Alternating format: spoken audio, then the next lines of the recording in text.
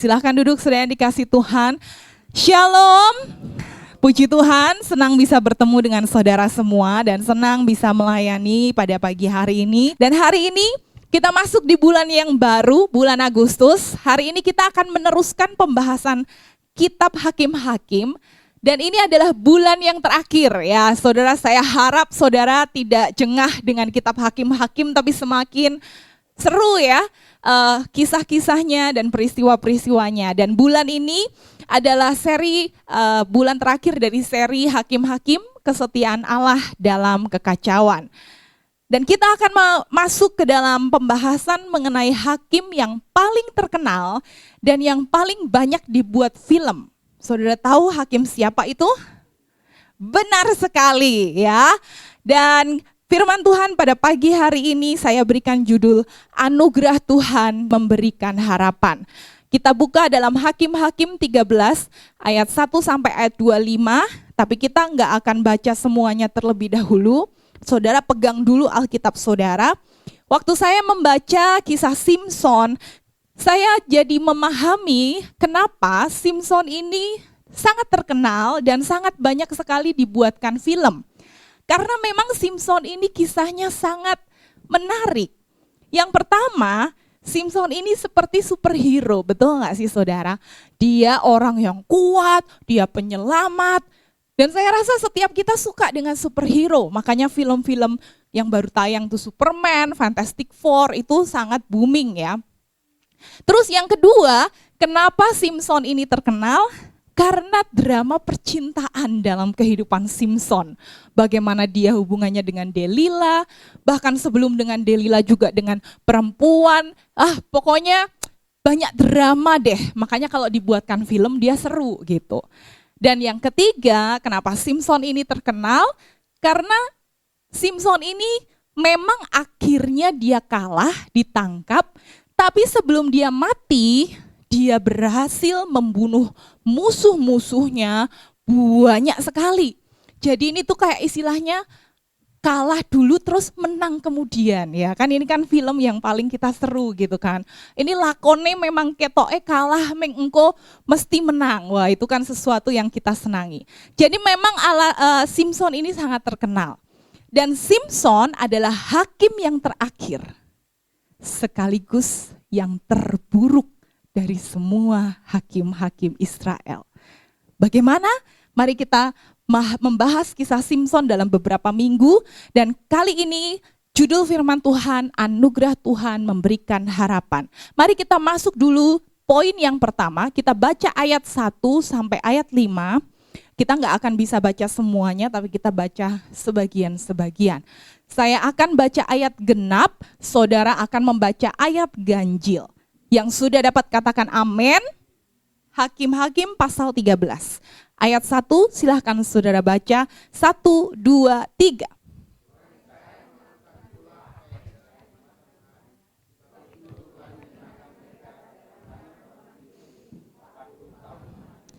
Pada waktu itu ada seorang dari Zora, dari keturunan orang Dan, namanya Manoah. Istrinya mandul, tidak beranak.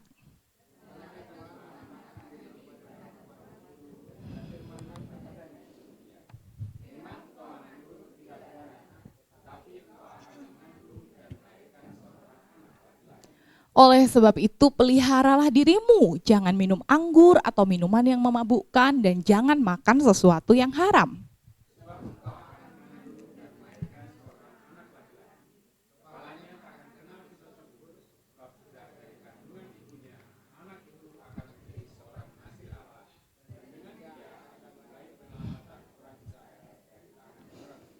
Amin.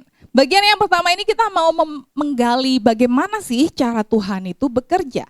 Nah, saya ingin sedikit mengulang siklus yang muncul dalam kitab Hakim-Hakim, di mana ada pemberontakan di dalam kitab Hakim-Hakim yang dilakukan oleh orang Israel. Kita sudah melihat itu berkali-kali. Lalu kemudian Tuhan izinkan penindasan muncul supaya bangsa Israel sadar dan kembali kepada Tuhan. Lalu yang terjadi adalah bangsa Israel akan memohon kepada Tuhan. Dan nanti Tuhan memberikan hakim, memberikan pembebasan kepada bangsa Israel. Atau kalau mau dibuat lebih lengkap lagi, siklusnya seperti ini. Jadi ada dosa, ada penindasan, mereka berseru, Tuhan memberikan hakim-hakim, maka akan muncul masa tenang, entah 10 tahun, 20 tahun, 40 tahun. Nah, menariknya dari hakim-hakim yang pertama sampai hakim-hakim yang kelima, dari Otniel, Ehud, Samgar, Barak dan Deborah, Gideon, itu masih mengikuti siklus ini, saudara. Lalu muncul keanehan setelah Gideon, kita sudah mempelajari beberapa minggu yang lalu, di mana Abimelek, dia menindas bangsanya sendiri. Penindasan kali ini bukan berasal dari bangsa lain, tetapi justru dari keluarga sendiri, dari bangsa mereka sendiri. Dan akhirnya Tuhan membangkitkan Tola dan Yair sebagai hakim-hakim. Dan kemudian dilanjutkan dengan Yefta. Kemarin kita membahas tentang Yefta, di mana hakim ini sangat kontroversial. Dan di dalam kepemimpinan Yefta, bangsa Israel ini justru saling membunuh antar suku. Kalau saudara baca di pasal yang ke-12, saudara akan melihat di akhir kepemimpinan Yefta terjadi kematian 42.000 orang dari suku Efraim. Jadi Yefta itu cuma memerintah 6 tahun, tapi kerusakannya sangat parah. Dan kemarin kita membahas, Mas Haris pernah memunculkan ini ya, jadi terjadi sebuah spiral, putaran yang justru semakin ke bawah. Semakin tahun bukannya semakin baik, semakin tahun justru semakin kacau, semakin tahun justru semakin parah.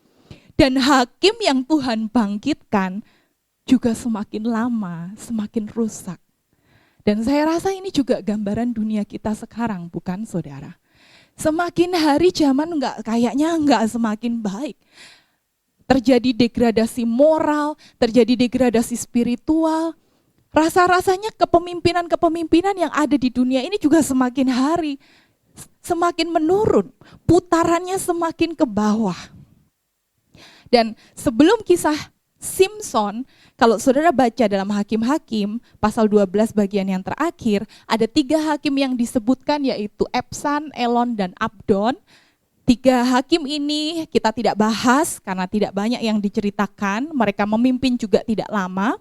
Tetapi kita akan melihat bahwa kerusakan kerohanian Israel semakin berlanjut dan semakin parah. Tahu dari mana? Tadi kita lihat di ayat 1 dari Hakim-Hakim pasal 13. Begini firman Tuhan. Orang Israel melakukan apa yang jahat di mata Tuhan, sebab itu Tuhan menyerahkan mereka ke dalam tangan orang Filistin 40 tahun lamanya. Tunggu. Kalau saudara ngikutin dan mencatat, saudara akan melihat bahwa ini adalah masa penindasan yang paling lama. Otniel itu cuma 8 tahun. Bahkan Barak dan Deborah itu penindasannya hanya 20 tahun, saudara. Tapi Simson, sebelum masuk ke Hakim Simson, terjadi penindasan berapa? 40 tahun. Dan ada satu siklus yang tidak terjadi dari keempat hal ini. Biasanya kan ada pemberontakan, penindasan, permohonan, lalu pembebasan. Di ayat yang pertama dari Hakim-Hakim pasal 3, ada satu yang tidak ada. Saudara bisa tebak apa itu? Tidak ada permohonan. Di dalam kitab Hakim-Hakim pasal 13, Alkitab mencatat bahwa bangsa Israel ditindas 40 tahun lamanya, tetapi Alkitab tidak mencatat bangsa Israel berteriak kepada Tuhan. Alkitab tidak mencatat bangsa Israel meminta tolong kepada Tuhan. Mereka tidak berseru memohon kelepasan, makanya ini bisa sampai 40 tahun. Mereka tidak berseru. Waktu kisah Abimelek, mungkin mereka nggak berseru karena penindasannya dari keluarga sendiri, dari bangsa sendiri. Tetapi kali ini mereka ditindas bangsa Filistin, bangsa dari luar, tapi mereka pun tidak berdoa. Mereka pun tidak berseru kepada Tuhan. Saudara bisa bayangkan, kalau penindasan itu adalah cara Tuhan menyadarkan umatnya, memukul supaya mereka kembali. Ini sudah dipukul 40 tahun, harusnya kan babak belur saudara. Harusnya dia tuh sadar bangsa Israel. Tapi mereka nggak berseru tuh. Ini menunjukkan apa saudara? Semakin parahnya kehidupan kerohanian mereka. Seringkali saya mendapati ada banyak orang Kristen yang bahkan tidak menyadari dosa di dalam dirinya sendiri. Pasangannya sudah memberi nasihat, anak-anaknya sudah memberikan masukan, banyak orang yang di sekitarnya memberikan masukan. Mungkin terjadi penindasan, tapi ya tetap gak bisa tuh disadarkan. Seperti bangsa Israel. Bahkan mereka berdoa pun tidak, saudara. Tetapi perhatikan ayat 2. Pada waktu itu ada seorang dari Zora, dari keturunan orang Dan, namanya Manoah, istrinya mandul tidak beranak, dan malaikat Tuhan menampakkan diri kepada perempuan itu. Singkat cerita di ayat 5, malaikat Tuhan ini berkata, anak itu akan menjadi nasir Allah dan dengan dia akan mulai penyelamatan orang Israel dari tangan orang Filistin.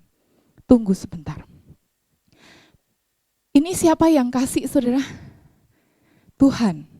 Mereka minta sama Tuhan enggak saudara?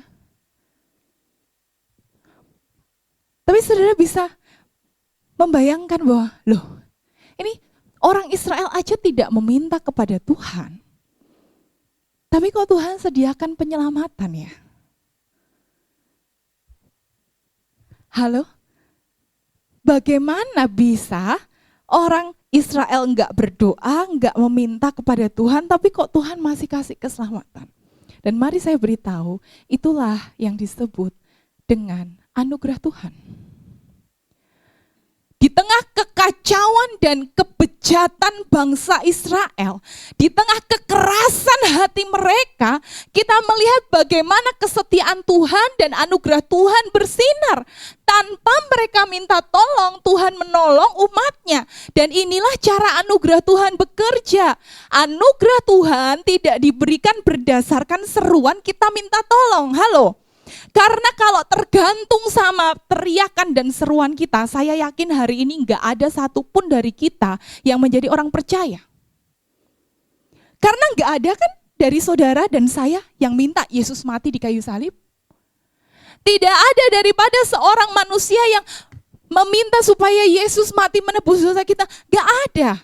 Kenapa? Karena kita sudah mati, kita sudah bebal, kita sudah buta, kita nggak bisa melihat apapun kebaikan Tuhan dalam hidup kita. Dan kebejatan bangsa Israel itu menunjukkan betapa jahatnya hati manusia berdosa. Bahkan untuk mereka minta tolong sama Tuhan aja mereka enggak. Kalau anugerah Tuhan diberikan berdasarkan seruan kita, saya rasa tidak ada dari kita yang diselamatkan. Tidak ada dari kita yang datang ke gereja. Anugerah Tuhan diberikan berdasarkan kebaikan dan kesetiaan Tuhan. Ini adalah sesuatu yang sulit dipahami oleh manusia. Jangankan saudara, saya jujur, saya mempelajari hal ini dari tahun 2017. Saya tidak bisa memahami anugerah Tuhan sampai saya sadar betapa bejatnya saya dan betapa indahnya kebaikan yang Tuhan berikan. Saya bersyukur bahwa Tuhan mengasihi dan memberikan anugerahnya bukan berdasarkan seruan saya. Kasih anugerahnya lebih besar dari segala dosa kita, lebih besar dari segala kebodohan kita, lebih besar dari segala ketegaran hati kita. Karena kasih karunia Tuhan bukanlah sesuatu yang layak kita terima. Itu adalah sesuatu yang sangat mahal. dan yang hanya bisa kita terima dengan cuma-cuma daripada Tuhan. Dan seharusnya jika kita memahami akan hal ini, kita akan bisa semakin mengenal siapa Tuhan.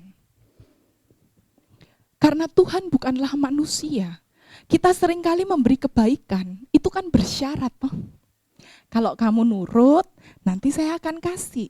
Kalau kamu ngomong, nanti saya akan beri, saya akan lakukan. Tetapi firman Tuhan berkata, aku bukanlah manusia.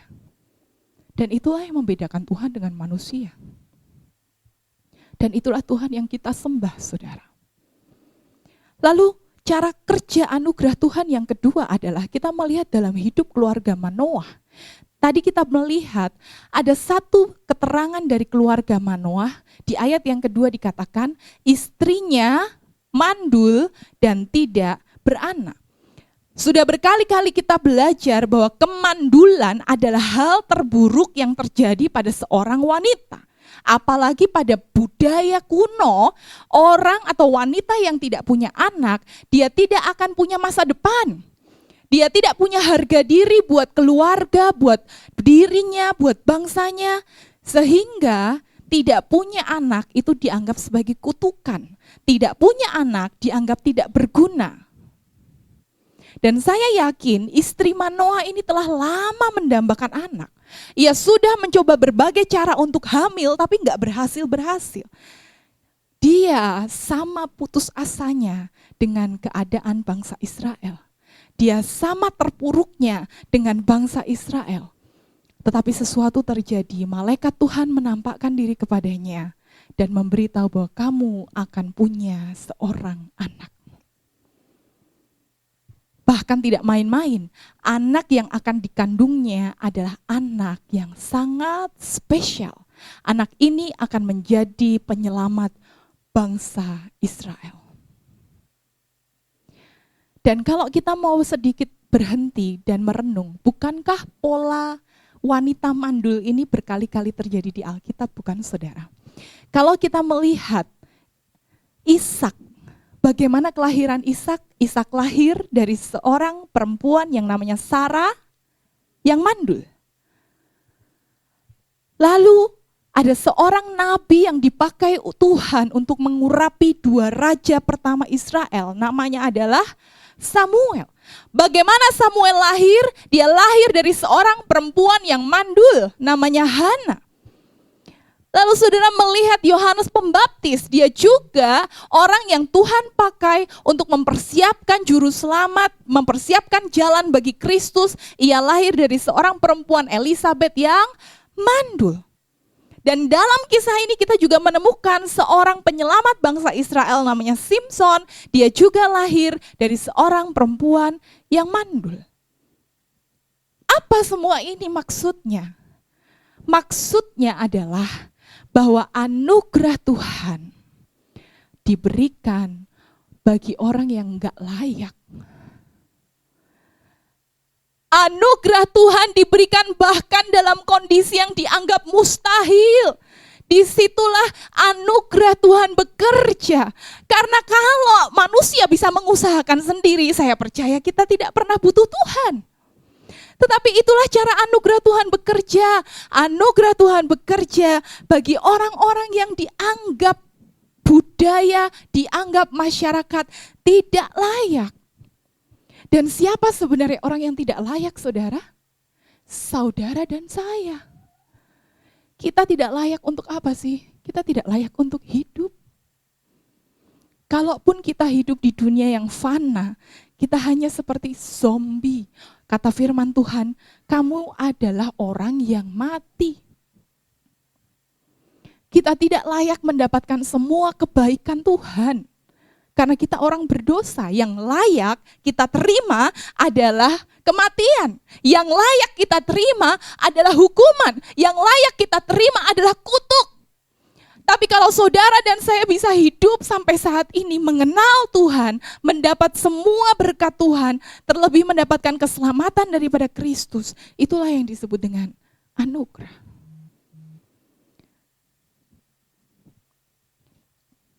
Dan dari sini kita bisa melihat bahwa anugerah tidak pernah datang berdasarkan manusia, tapi berdasarkan Tuhan.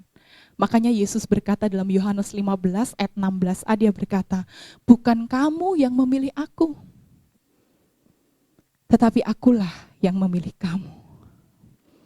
Kalau kita sadar bagaimana cara kerja anugerah Tuhan ini, bukankah akan membawa kita pada kerendahan hati di hadapan Tuhan? Amin, saudara.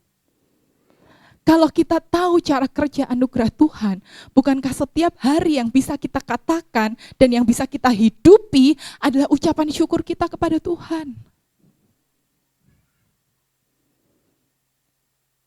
Allah memberitahu melalui cara anugerahnya bekerja bahwa keselamatan Allah diberikan kepada orang-orang yang tidak layak.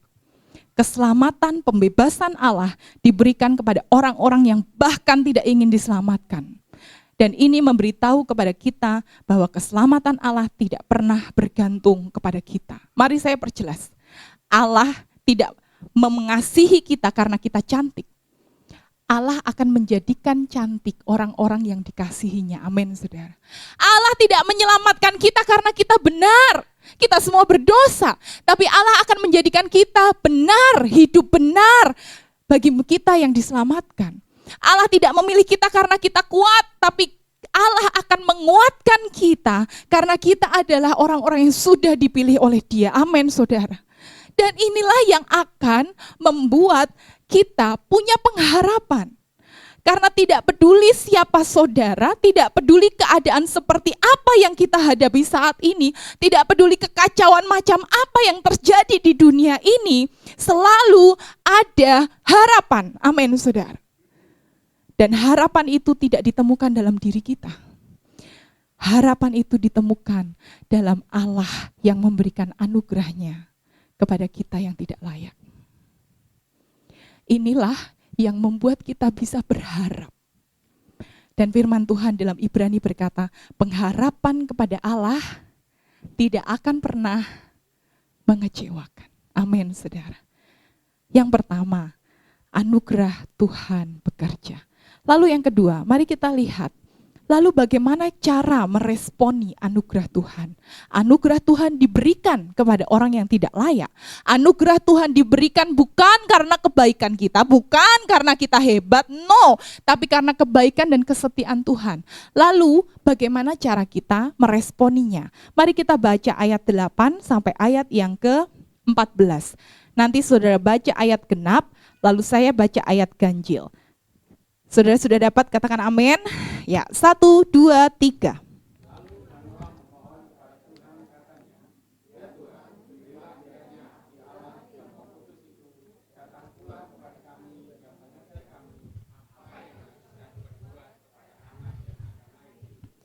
Maka Allah mendengarkan permohonan Manoah, sehingga malaikat Allah datang pula kepada perempuan itu ketika ia duduk di padang dan ketika Manoah suaminya itu tidak ada bersama-sama dengan dia.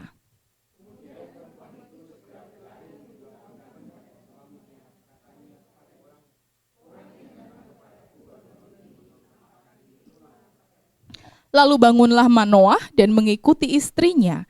Setelah sampai kepada orang itu, berkatalah ia kepadanya, engkaukah orang yang telah berbicara kepada perempuan ini? Jawabnya, benar.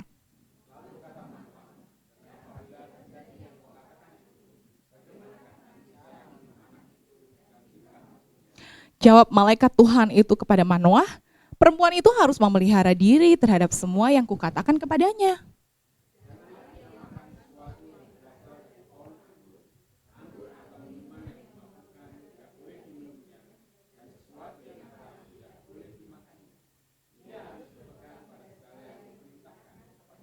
Amin. Jadi waktu istri Manoah ini mendapatkan perkataan dari malaikat Tuhan, istrinya sangat excited, saudara. Lalu dia cerita kepada suaminya, terus suaminya tanya, siapa sih ngomong sama kamu? Aduh, siapa ya? Tidak kutanyakan itu di ayat yang sebelumnya. Saya nggak tanya, dari mana datangnya? Saya juga nggak tanya. Wah, karena saking excitednya ya saudara. Dan ada banyak sekali pertanyaan di dalam diri si Manoah ini. Kalau memang Tuhan memberikan anak kepada kita, terus bagaimana aku bisa membesarkan anakku? Dia istimewa, dia nasir Allah. Apa yang harus aku lakukan? Aku butuh bantuan. Dan dia berdoa di ayat 8 tadi. Dia berkata bahwa Tuhan, berilah kiranya abdi Allah itu datang lagi supaya memberitahu kami apa yang harus kami lakukan. Wah. Dan saya rasa ini doa yang indah, amin saudara. Doa seorang bapak, doa orang tua untuk bisa mengajar kepada anaknya, untuk bisa menuntun anaknya gimana, kehidupan seperti apa yang akan dia jalani, bagaimana aku bisa membesarkannya. Tetapi anehnya, malaikat di ayat 13 sampai ayat 14 bilang, ya pokoknya semua yang sudah aku katakan kepada istrimu. Loh, gimana sih gitu. Lalu malaikat Tuhan hanya mengulangi saja apa yang dia sudah ceritakan di ayat-ayat sebelumnya. Manoah dan istrinya masih tidak tahu dengan siapa mereka berbicara. Maka Manoah bilang di ayat yang berikutnya, ayat 15 dikatakan, ya sudah, perkenankanlah kami menahan engkau di sini supaya kami mengolah anak kambing bagimu. Dan malaikat itu dia berkata, sekalipun engkau menahan aku di sini, hidanganmu itu enggak akan aku makan. Tetapi jika engkau hendak mengolahnya, persembahkanlah itu kepada Tuhan, katakan begitu. Dan kata malaikat, dan Manoah berkata kepada malaikat Tuhan, siapa namamu? Sebab kalau ini terjadi, kami hendak memuliakan engkau. Malaikat Tuhan berkata, mengapa engkau menanyakan namaku? Bukankah namaku itu ajaib? Sesudah itu Manoah mengambil seekor anak kambing dan korban sajian dan mempersembahkannya kepada Tuhan di atas batu. Jadi, waktu Manoah ingin tahu apa yang sebenarnya dia harus lakukan sebagai orang tua, anehnya malaikat Tuhan itu tidak menjawab secara spesifik. Harusnya kan kalau yang wajar malaikat Tuhan akan berkata, oh ya sudah, nanti kalau umur dari 0 sampai kesekian kamu lakukan A, B, C, D ya. Nanti kalau anak itu sudah umur sekian kesekian, nanti lakukan B, C, D, E gitu. Tetapi malaikat Tuhan tidak menjawab seperti itu. Malah di ayat 18 dia memperkenalkan namanya. Dia berkata, namaku itu sesuatu yang ajaib. Dan dalam budaya Israel dia tahu nama yang ajaib, nama yang mengagumkan itu hanya ada satu, yaitu nama Allah. Tetapi sayangnya mereka belum memahami siapa orang yang diajak bicara. Terus maksudnya semua ini bagaimana? Jadi maksudnya begini saudara, Manoah ingin aturan, Manoah ingin informasi, Manoah ingin hal-hal yang detail, ingin tips-tips apa yang harusnya dia lakukan. Tetapi malaikat tidak memberikan tips, malaikat tidak memberikan aturan, malaikat tidak memberikan satu buku perangkat, ini kamu lakukan A, B, sampai Z. Tetapi malaikat mengenalkan siapa dia. Dia berkata bahwa namaku itu ajaib. Hanya itu yang perlu kamu ketahui. Bahwa dia Tuhan yang namanya ajaib. Bahwa dia Tuhan yang memberikan anugerah kepada istri yang mandul. Bahwa dia memberikan anugerah kepada bangsa yang bahkan tidak minta tolong sama dia. Bahwa dia adalah Tuhan yang sabar. Karena kan nunggu Manoah nyiapin anak kambing, saudara. Kan kalau anak kambing itu saya bayangin nggak mungkin langsung mau diambil dan dingek-ngek kan nggak, pasti ada. Dia tuh sabar nungguin, saudara. Kalau kita kan, wes cepet, wes ra usah, ngono kan gitu kan. Tapi dia sabar loh, saudara. Dia sabar nungguin Manoah ngambil anak kambing, mengolahnya, mempersembahkannya. Dengan kata lain, Tuhan ingin berkata kepada Manoah, kamu pengen tahu cara membesarkan anakmu? Yang kamu butuhkan adalah mengenal aku dan karakterku. Anugerah Tuhan diresponi bukan dengan seperangkat aturan. Tetapi anugerah Tuhan diresponi dengan cara kita ingin mengenal Tuhan dan kepribadiannya dan karakternya. Tuhan tidak memberikan kepada kita buku panduan untuk setiap keputusan dalam hidup kita, bukan? Dia memberikan apa? Dirinya sendiri. Saya rasa waktu kita kecil kita sering tanya sama orang tua kita, "Mah, boleh nggak makan permen? Mah, boleh nggak makan roti? Mah, boleh nggak makan coklat? Mah, boleh nggak kesini?" Kita sering tanya sama orang tua kita dan orang tua kita akan memberikan peraturan mana yang boleh, mana yang tidak. Tapi kalau anak saudara sudah umur 20 tahun, apa saudara mau ditanya seperti itu terus? Kita kan nggak bisa selalu tanya orang tua kita. Puji Tuhan kalau orang tua kita masih hidup. Tapi kalau sudah tidak, mana yang boleh, mana yang enggak, gimana aturannya, boleh beli ini, boleh beli itu. Kita tidak bisa bertanya semuanya. Tetapi jika orang tua kita sudah mengajarkan prinsip-prinsip hidup yang benar, kita nggak perlu tanya, prinsip itu akan menolong kita. Dan itulah yang dimaksudkan dengan Tuhan. Seringkali manusia berpikir saat kita mendapatkan anugerah Tuhan, saat kita mendapatkan keselamatan dari Tuhan, kita butuh seperangkat aturan. Boleh nggak orang Kristen begini? Boleh nggak orang Kristen begitu? Ini dosa nggak ya? Kalau itu dosa nggak ya? Alkitab memberikan pemahaman, kenallah Tuhan. Amsal 1 ayat 7 berkata, takut akan Tuhan adalah permulaan pengetahuan. Bagaimana kita bisa mengetahui, bagaimana kita bisa punya hikmat, Tuhan memberikan kebenarannya bahwa yang kamu butuhkan bukan aturan, tetapi yang kamu butuhkan adalah pengenalan akan Tuhan.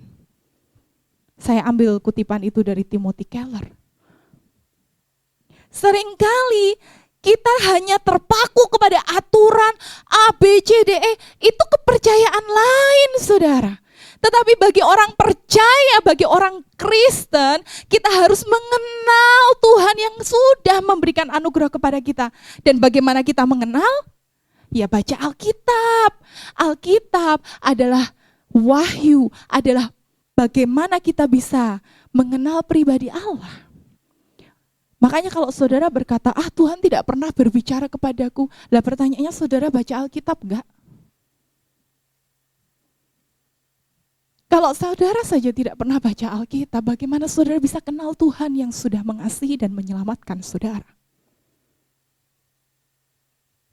Dan dalam kasus Manoah secara spesifik, ini juga bicara kepada orang tua untuk bagaimana kita membesarkan anak. Bagaimana parenting kita. Yang anak kita butuhkan adalah pengenalan akan Tuhan. Ya, saya tidak menghilangkan aturan, saya pun memberikan aturan kepada anak saya. Tetapi anak saya tidak selamanya kecil. Dia akan dewasa, dia akan pergi seperti Priska. Dia tidak bisa bertanya semuanya, ini boleh nggak ya, itu boleh nggak ya. Ada masa-masa di mana orang tua tidak akan bisa memberikan semua aturan kepada anak-anak kita. Yang anak-anak kita butuhkan adalah mengenal dan mengasihi Tuhan. Amin, saudara. Itulah kenapa pengasuhan terbaik yang dapat kita berikan kepada anak-anak kita berasal dari hubungan pribadi kita dengan Tuhan. Bagaimana kita menunjukkan siapa Tuhan dalam hidup kita. Siapa Tuhan melalui hidup kita. Kita berkata bahwa Tuhan adalah Tuhan yang baik, Tuhan adalah Tuhan yang penuh kasih. Kita aja tidak pernah memberikan anugerah kepada anak kita. Kita berkata bahwa Tuhan itu adalah Tuhan yang sabar. Kita aja enggak sabaran sama anak kita. Kita berkata bahwa Tuhan itu adalah mengampuni. Kita tidak pernah meminta maaf, kita tidak pernah memberikan maaf kepada anak kita. Tidak heran, semakin kesini semakin banyak generasi anak-anak muda yang meninggalkan kekristenan. Karena Tuhan yang mereka lihat dalam benak mereka adalah orang tua yang tidak mengenal Tuhan. Ya, mereka orang Kristen, orang tua yang ke gereja, tapi kehidupan mereka tidak berasal, tidak menjalin hubungan pribadi dengan Tuhan. Anak-anak butuh aturan, tetapi semakin besar mereka semakin tidak mempedulikan aturan. Betul orang tua yang sudah punya? Tetapi saat kita memperkenalkan Tuhan, Yesus dalam hidup mereka, mereka akan menggali hari demi hari, tahun demi tahun. Dan jujur saja itu saya alami. Berkali-kali saya hampir terjatuh. Waktu saya kuliah di Salatiga, waktu saya berada di luar kota. Tetapi pengenalan akan Tuhan menjaga jalan saya dan menolong saya bahkan untuk bisa berada sampai saat ini. Amin, saudara.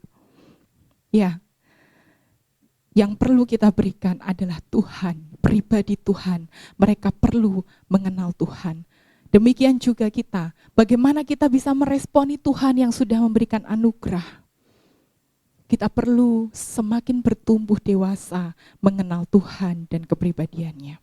Yang terakhir, dan pada saat kita punya pengenalan akan pribadi Tuhan, maka kita punya pengharapan yang teguh. Amsal 14 ayat 26a berkata, dalam takut akan Tuhan, dalam versi lain, dalam pengenalan akan Tuhan, ada ketenteraman yang besar. Amin, saudara. Apapun boleh terjadi. Tetapi kita punya pengharapan yang teguh, karena kita mengenal siapa Tuhan kita. Yang terakhir, ayat 21 sampai ayat 25. Anugerah Tuhan akan menuntun kita pada Kristus. Kita baca ayat 21 sampai 25, saudara baca ayat ganjil, saya baca ayat genap, 1, 2, 3.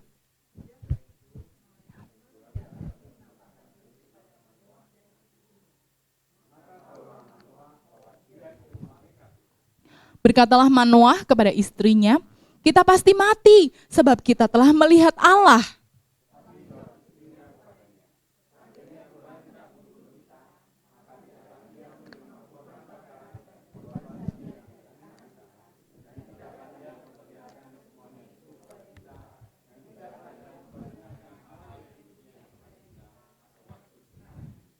Lalu perempuan itu melahirkan seorang anak laki-laki dan memberi nama Simson kepadanya. Anak itu menjadi besar dan Tuhan memberkati dia.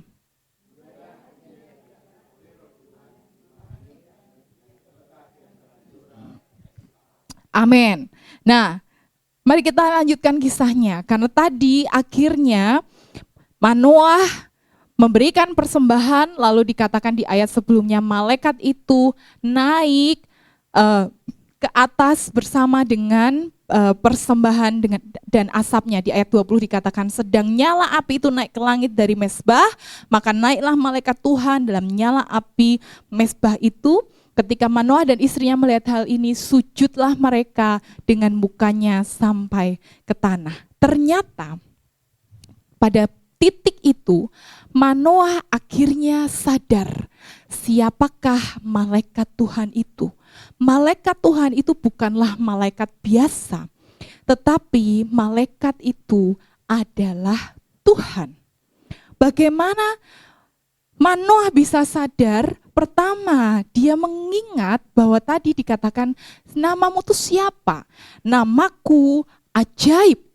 Dan pada saat dia melihat bahwa malaikat Tuhan itu naik bersama dengan penyembahan yang dilakukan melalui korban bakaran, Manoah sadar bahwa malaikat Tuhan ini bukan malaikat biasa, tetapi sekaligus Tuhan. Dan ini adalah salah satu misteri perjanjian lama yang mungkin sulit dipahami kalau kita nggak baca perjanjian baru.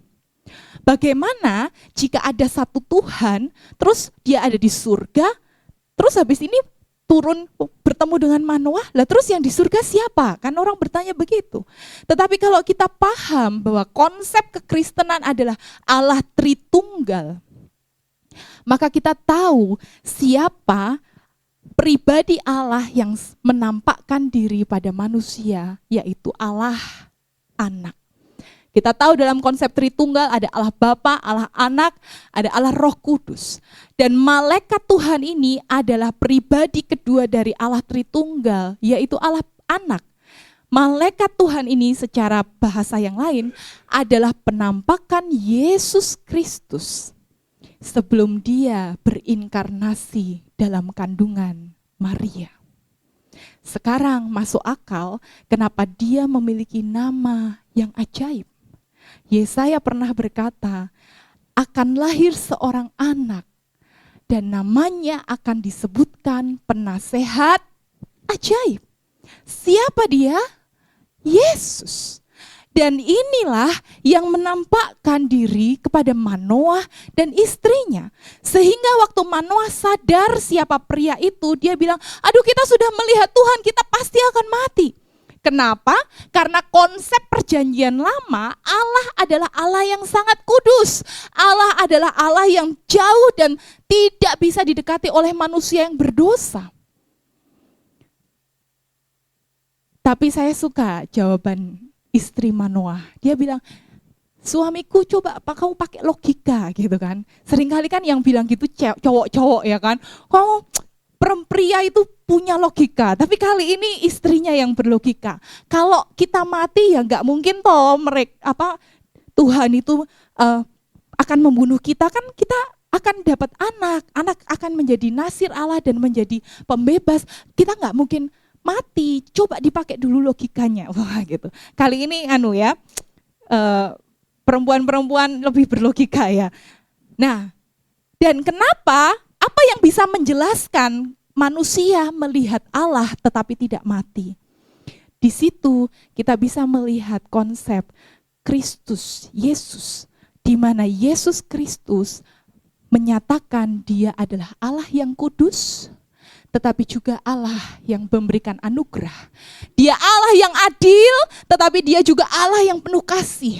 Dia Allah yang benar, tetapi dia juga Allah yang menjadi dosa karena manusia. Dan anugerah Tuhan harusnya memang menuntun kita kepada Yesus Kristus. Malaikat Tuhan ini adalah penampakan Yesus yang kudus tapi beranugerah sehingga Manoah tidak mati tetapi hidup. Dan bukankah itu yang Yesus berikan kepada saudara dan saya? Harusnya kita mati, tetapi karena Kristus Yesus kita beroleh kehidupan. Amin saudara. Dan inilah kekristenan. Jadi saya menyimpulkan, kenapa kisah kelahiran Simson diberikan kepada kita? Ada dua hal. Yang pertama, Tuhan ingin menegaskan kepada kita, kalau bukan Tuhan, kalau bukan Tuhan yang beranugerah, bangsa Israel tidak akan pernah bisa selamat. Kalau bukan Tuhan yang menolong, tidak ada pembebasan. Kalau bukan Tuhan yang bekerja, tidak mungkin seorang wanita yang mandul bisa punya anak. Bangsa Israel udah 40 tahun dipukul oleh Tuhan, tapi mereka tetap mengeraskan hati mereka. Tapi Tuhan siapkan hakim, bukan dari keadaan yang biasa, tapi dari keadaan yang sangat mustahil, supaya jelas kalau bukan Tuhan, tidak mungkin. Bagaimana dalam kehidupan saudara, saudara sadar kalau bukan Tuhan. Kita harus merenungkan perkataan ini. Apa dalam hidup kita yang kita harus sadar kalau bukan Tuhan? Kalau bukan Tuhan saya nggak akan hidup. Kalau bukan Tuhan saya tidak akan bisa melayani. Kalau bukan Tuhan saya tidak akan bisa mengalami A, B, C, dan D. Karena kalau kita tidak sadar akan hal ini, kita akan gampang jatuh pada kesombongan. Kita akan jatuh kepada kebanggaan diri sendiri. Nih, karena aku. Kalau bukan aku, kamu gak berhasil. Kalau bukan aku, nanti terjadi seperti ini. Dan itu adalah sesuatu yang sangat jahat di mata Tuhan. Maka Tuhan berkali-kali menegaskan dalam kitab Hakim-Hakim, Seperti dalam kitab Gideon. Kenapa Gideon dari 10.000 harus sampai 300? Supaya mereka sadar kalau bukan Tuhan. Maukah saudara menyadari dalam hidup saudara? Apa yang perlu kita sadari kalau bukan Tuhan? Lalu yang kedua, melalui kisah kelahiran Simson, Tuhan ingin kita merindukan juru selamat yang lebih baik dari Simson. Kenapa? Simson itu punya makna, artinya adalah matahari kecil. Matahari itu adalah dewa yang disembah oleh orang Kanaan. Artinya maksudnya begini, sangat memprihatinkan calon hakim Israel dinamai menurut dewa orang yang tidak mengenal Tuhan. Ini seperti saudara punya anak, lalu saudara memberikan nama, katakanlah, Muhammad kecil misalnya, atau Buddha kecil misalnya. Itu kan tidak masuk di akal, bukan? Artinya sebenarnya Manoah dan istrinya itu memang tetap tidak mengenal Tuhan. Dan juga tidak memperkenalkan Tuhan kepada Simson. Sehingga kita melihat dalam kisah-kisah Simson, betapa Simson gagal, berdosa, bahkan hancur. Meskipun dia adalah seorang pembebas, seorang nasir Allah. Kenapa? Ya karena dia orang berdosa. Tetapi lebih dari 1000 tahun yang akan datang, malaikat Tuhan menampakkan diri kepada seorang perempuan juga, yang kali ini bukan perempuan mandul, tetapi seorang perawan dengan berita, kamu akan mengandung seorang anak, dan seorang anak ini akan menjadi pembebas umat manusia. Tuhan mengerjakan yang tidak mungkin dengan perempuan mandul, tetapi 1000 tahun yang akan datang, Tuhan mengerjakan yang paling tidak mungkin dengan perawan yang bisa mengandung seorang anak, yaitu Yesus Kristus. Simson menyelamatkan bangsanya, tetapi Yesus akan menyelamatkan umatnya dari dosa dan dari maut. Simson gagal, tetapi Yesus tidak akan pernah gagal dalam kehidupan kita umatnya. Amin, saudara. Tuhan menguatkan. Kita perlu sadar kalau bukan Tuhan yang menguatkan kita. Tuhan mengangkat kita bukan karena kita, tetapi karena Tuhan baik, karena Tuhan beranugerah. Dan bukankah ini menolong kita untuk punya pengharapan? Karena pada akhirnya kita sadar bahwa Yesus adalah anugerah tertinggi. Dia adalah anugerah yang sebenarnya tidak layak diterima oleh saudara dan saya. Tidak layak diterima oleh umat Tuhan.